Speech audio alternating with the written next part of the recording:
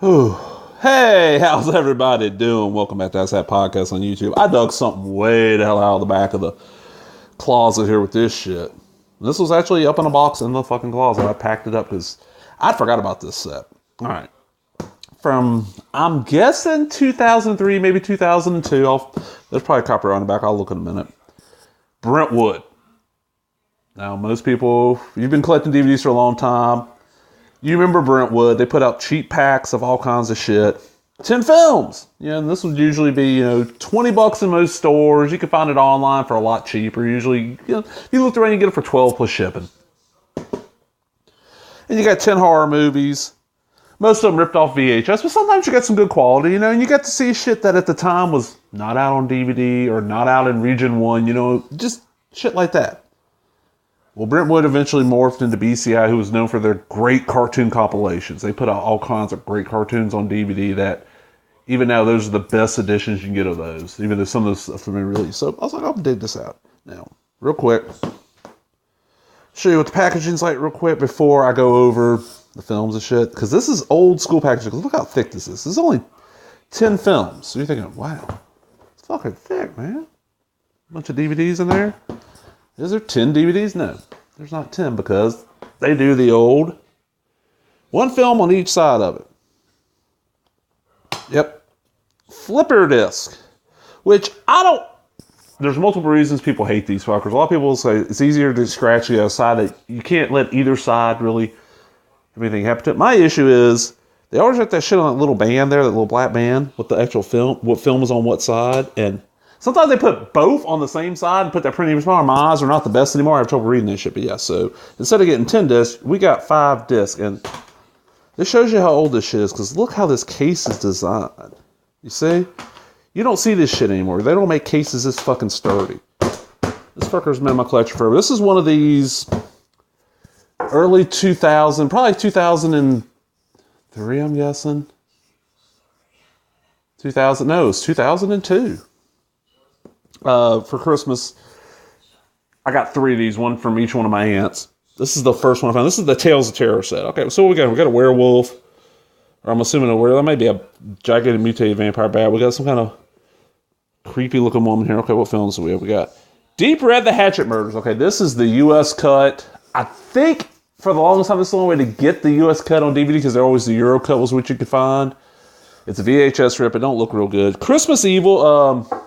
Can't remember the guy's name, but the lead actor in this is Fiona Apple's father. Guy catches his mom and dad who's dressed up as Santa Claus on Christmas Eve. Dad's having sex with mom. Kid freaks out. Grows up, keeps a naughty or nice list in a book. Sorry. Need to enunciate better here a little bit. Freaks out, thinks he's Santa, goes around killing naughty people, blah, blah, blah, blah, blah. Web of the Spider. I don't remember a lot about that one. Circus of Fear. I don't remember shit about that. House on the Edge of the Park. This is fucking David Hess and Giovanni from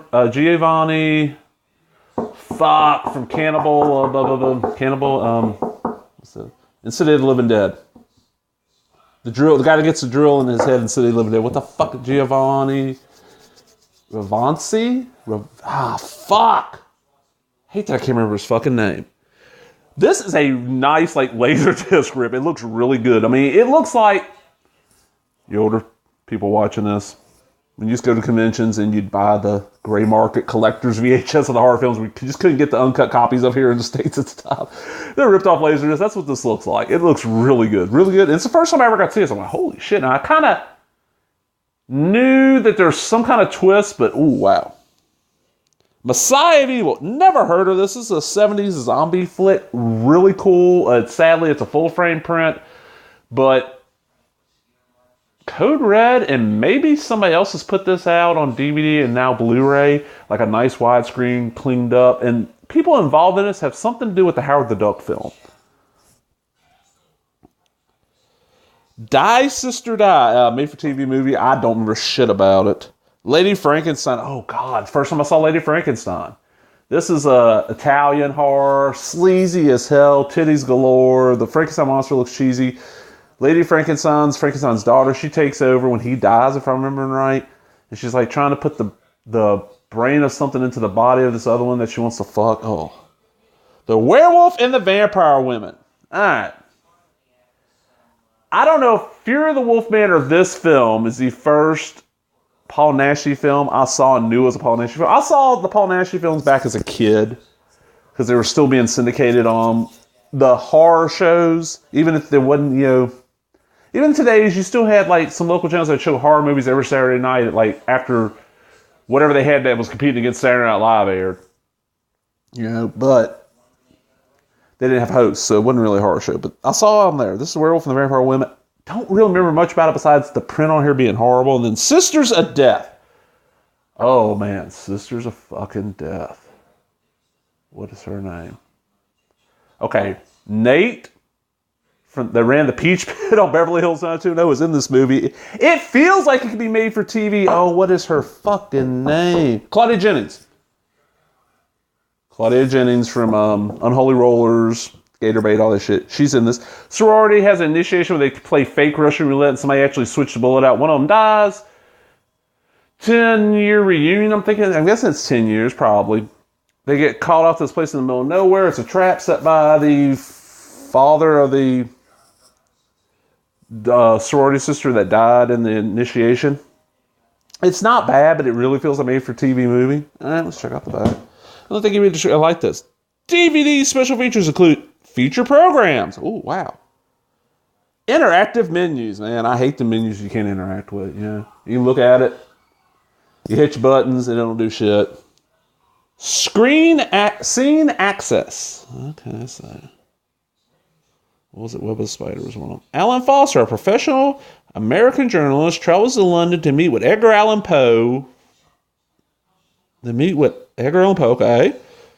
For an interview. While in London, Alan soon finds himself in the company of Lord Blackwood, and Alan accepts a bet to spend a night in his castle. Okay, what circus of fear?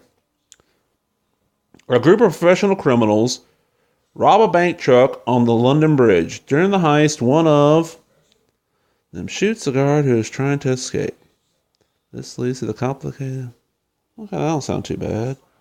That sister died. That was the other one I could not remember shit about. Go ahead and scream, Amanda. It can't help you. A man hires a nurse to care for his ailing, but nasty and shrewd sister. What he really wants to do is... Oh, yeah. And you see the case is really beat up. These were great back then. This filled in your collection, and with a lot of these, like, okay, let's see. Deep Red, I've got a better copy of. Christmas Evil. House on the Edge of the Park, Messiah. Let's see. 1, 2, 3, 4...